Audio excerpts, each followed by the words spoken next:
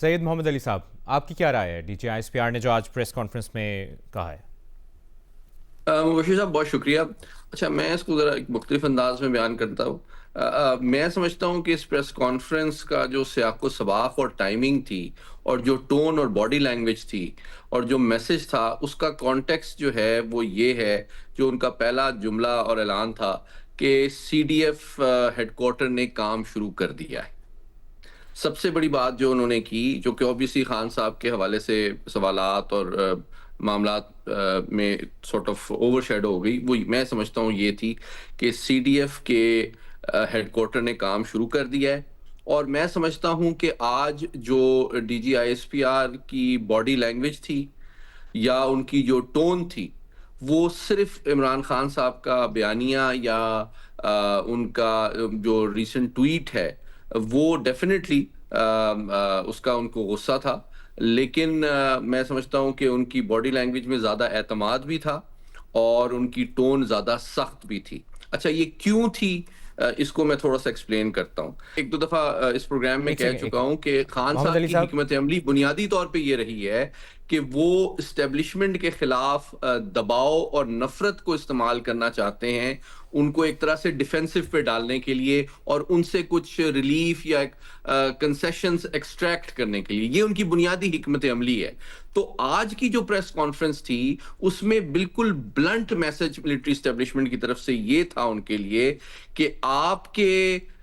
نفرت آمیز بیانیے کے رد عمل میں ہم پاک فوج کوئی دباؤ نہیں لے گی، بلکہ آپ ہمیں زیادہ اسٹرانگ اور زیادہ فرم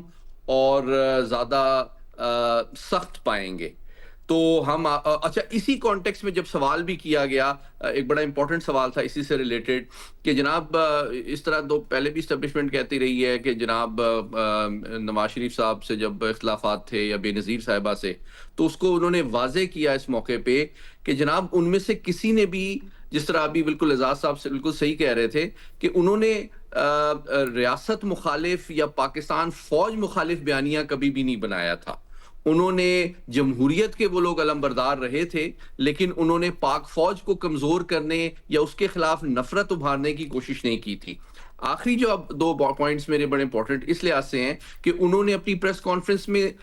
جو حکمت عملی ہے، بنیادی طور پہ انہوں نے کہا کہ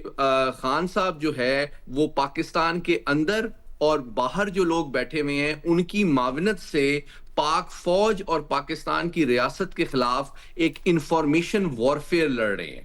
اور اس کے دو ایسپیکٹس انہوں نے بتائے. انہوں نے کہا 6 بیانیے یہ ثابت کرتے ہیں کہ ان کا ہر بیانیہ صرف فوج نہیں، پاکستان کی ریاست اور قومی سلامتی کے لیے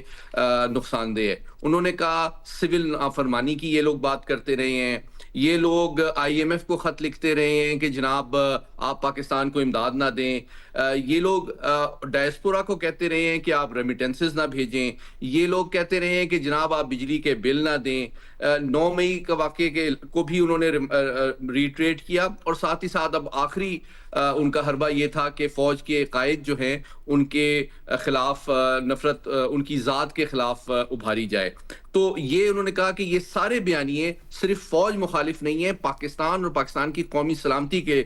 خلاف ہیں. اور پھر آخری بات جو انہوں نے اس کی آپریشنل اسٹریٹجی ایکسپلین کی اپنی سلائیڈوں کے ساتھ، اس میں انہوں نے بتایا کہ یہ کس طرح سے یہ آرکسٹریٹ اور مینج کیا جاتا ہے یہ بیانیہ ڈومیسٹکلی اور ایکسٹرنلی. اس میں انہوں نے کہا ٹویٹ کرتے ہیں خان صاحب جن کا ٹویٹر ہینڈل شاید باہر سے آپریٹ ہو رہا ہے، اور پھر اس کو پارٹی کے دیگر لوگ جو ہیں وہ اس کو مزید پروموٹ کرتے ہیں سیکنڈ سٹیج میں. تھرڈ سٹیج پہ جو باہر بیٹھے ہوئے ویلاگرز ہیں وہ اس کو مزید